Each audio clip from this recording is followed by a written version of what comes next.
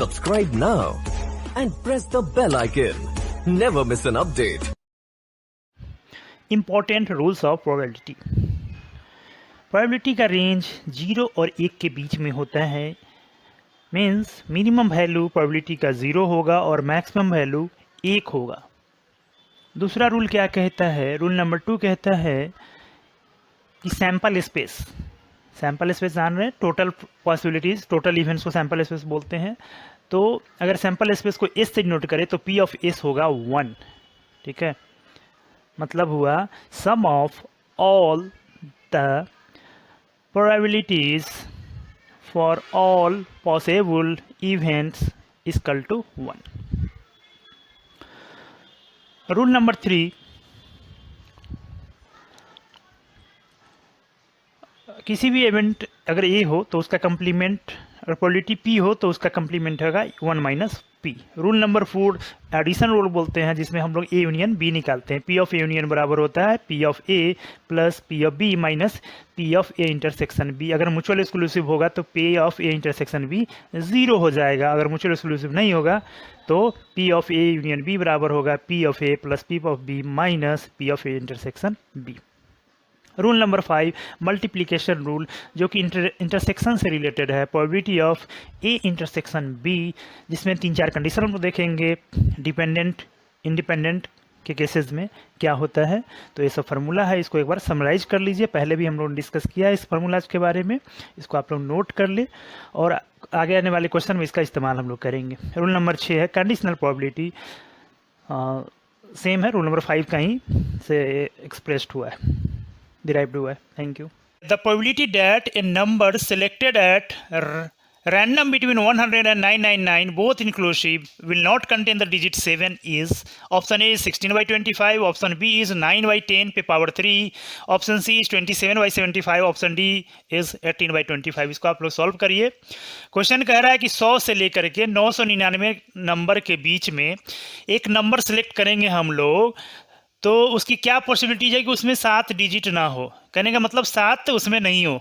यहाँ क्वेश्चन से स्पष्ट हो रहा है कि 3 डिजिट का नंबर है। 100 से 999 के बीच में 3 डिजिट नंबर होगा, यानी कि मतलब 7 किसी प्लेस पे नहीं होना चाहिए, ना यूनिट प्लेस पे होना चाहिए, ना 10 प्लेस पे होना चाहिए, ना 100 प्लेस में। ताकि इसको हम लोग सॉल्व यहाँ पे कि 100 और 999 के बीच में टोटल नंबर कितने होंगे, टोटल नंबर्स, तो टोटल नंबर्स आपका हो जाएगा 900। ओके, इसमें तो कोई डाउट नहीं है। टोटल नंबर हो गया आपका 900। अब हमें क्या फाइंड करनी है? वैसा नंबर सेलेक्ट करनी है जिसमें 7 नहीं हो। ठीक है, 3 डिजिट नंबर है। ठीक है, और 0 से लेकर के 9 से ही नंबर बना होता है। तो पहला पोजीशन में 3 डिजिट नंबर होने के लिए 0 नहीं होना चाहिए और क्वेश्चन के अनुसार 7 नहीं होना चाहिए। मतलब यहाँ पर कितने तरीके से नंबर अरेंज किया जा सकता है? 0 और 9 के बीच में 0 छोड़ दीजिए और 7 को भी नहीं लेना है, तो बच गए नंबर आपके 8।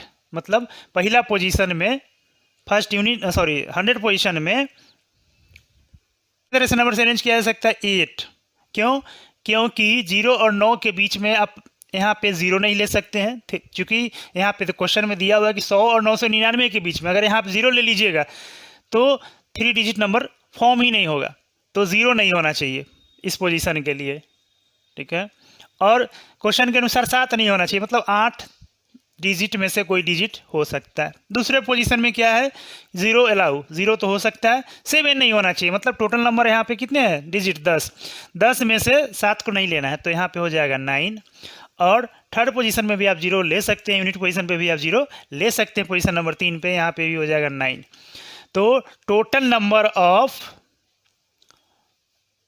ठीक है, कितना हो जाएगा? आप गुना कर लीजिए इसको, 8 × 9 × 9, ये हो गया आपका रिक्वायर्ड। ठीक है, रिक्वायर्ड टोटल आपने फाइंड कर रखा है। तो प्रोबेबिलिटी का डिफिनीशन आप लोग जानते हैं, जो क्वेश्चन कर रहा है उसका required divided by total, total integer divided by required integer. Required integer कह रहा है कि एक नंबर सेलेक्ट कीजिए जिसमें 7 नहीं हो, तो 7 नहीं होने की इतने तरीके हैं, इतने नंबर हैं जिसमें 7 नहीं होगा। तो आंसर हो जाएगा आपका 8 × 9 × 9 डिवाइडेड बाई 900। ठीक है, आप इसको कैलकुलेशन कर लीजिए। यहाँ हो जाएगा 100 यहाँ हो जाएगा 2, यहाँ हो जाएगा 25, तो हो जाएगा 18/25। तो आंसर हो जाएगा इसका डी, 18/25। क्वेश्चन है, a die is rolled 3 times, the probability that exactly one odd number turns up among the 3 outcome is. 4 option दिया हुआ है। ऑप्शन ए है 1/6, ऑप्शन बी है 3/8, ऑप्शन सी है 1/8 और ऑप्शन डी है 1/2। क्वेश्चन कह रहा है कि एक डाई को 3 बार थ्रो किया गया, रोल किया गया है, तो प्रोबेबिलिटी निकालिए कि 3 आउटकम में से एग्जैक्टली वन ऑड नंबर हो। ठीक है, एग्जैक्टली वन मतलब एक ऑड नंबर होना चाहिए। एग्जैक्टली कह रहा है, आप ध्यान से देखिएगा। क्वेश्चन में पढ़ने स्टूडेंट यहाँ पे गलती करते हैं। एग्जैक्टली जहाँ लिखा हो वहाँ पे ध्यान दीजिए, एग्जैक्टली वन होना चाहिए, मतलब एक आउटकम ऑड होना चाहिए, बाकी 2 आउटकम जो है इवन होना चाहिए। चलिए इसको ट्राई करते हैं। इसको 2 तरीका से बनाया जा सकता है।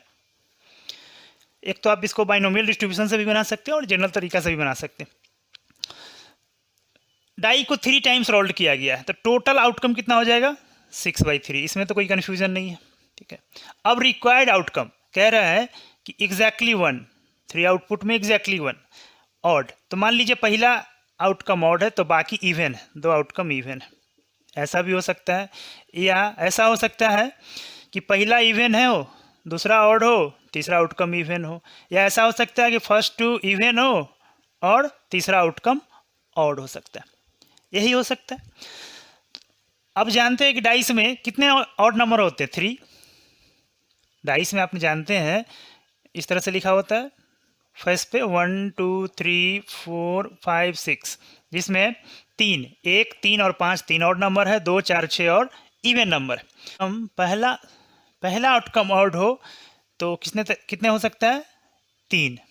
ठीक है, 1 3 और 5, इसमें से कोई एक फेस होना चाहिए, आउटकम होना चाहिए।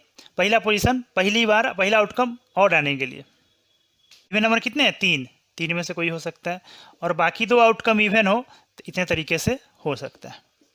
दूसरा केस जिसमें फर्स्ट आउटकम इवन हो, सेकेंड आउटकम ऑड हो, थर्ड आउटकम आपका इवन हो, तो इसमें भी आपका हो जाएगा 3 × 3 × 3, और सेम इसमें हो जाएगा। तो टोटल प्रोबेबिलिटी आपका कितना आ जाएगा? टोटल आउटकम कितना हो जाएगा? टोटल आउटकम हो जाएगा यहाँ पे 3 × 3 × 3, और तीनों को जोड़ेंगे तो 3 से मल्टीप्लाई कर दीजिए। ठीक है, ये हो गया आपका रिक्वायर्ड आउटकम। ठीक है, समझ में आ गया। और टोटल आउटकम आपका दिया हुआ है 6/6 पे पावर 3, इसको ऐसे लिख सकते हैं। ठीक है, तो आ जाएगा नीचे में 2 2 2, यानी आ जाएगा 3/8। ये पहला तरीका। इसको दूसरे तरीका से भी बना सकते हैं, बाइनोमियल डिस्ट्रीब्यूशन फंक्शन का उपयोग करके, फॉर्मूला का उपयोग करके भी इसको भी बना सकते हैं। उसको भी ट्राई करते हैं। बाइनोमियल डिस्ट्रीब्यूशन का फॉर्मूला आप जानते हैं, NCX p पे पावर x इंटू 1 - p पे पावर n-x। ठीक है, यहाँ प्रोबेबिलिटी आउटपुट क्या है?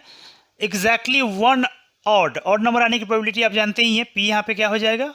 ऑड नंबर 3 होता है, और टोटल 6, यानी 1/2। यहाँ पे p का वैल्यू हो जाएगा 1/2। n यहाँ पे क्या है? 3 रोल, 3 टाइम्स, यानी n का वैल्यू यहाँ पे 3 है।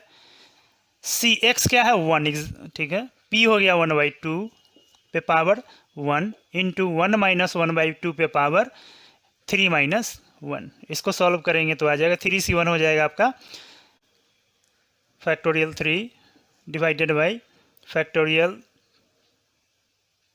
2 इंटू फैक्टोरियल 1। NCR का फॉर्मूला जानते हैं आप, उसका यूज़ करेंगे। यहाँ हो जाएगा 1/2, यहाँ हो जाएगा 1/2 पे पावर 2। ठीक है, इसका वैल्यू आ जाएगा 3 इंटू 1/2 इंटू 1/4, यानी 3/8। ठीक है, तो कोई भी एक तरीका से आप इसको सॉल्व कर सकते हैं।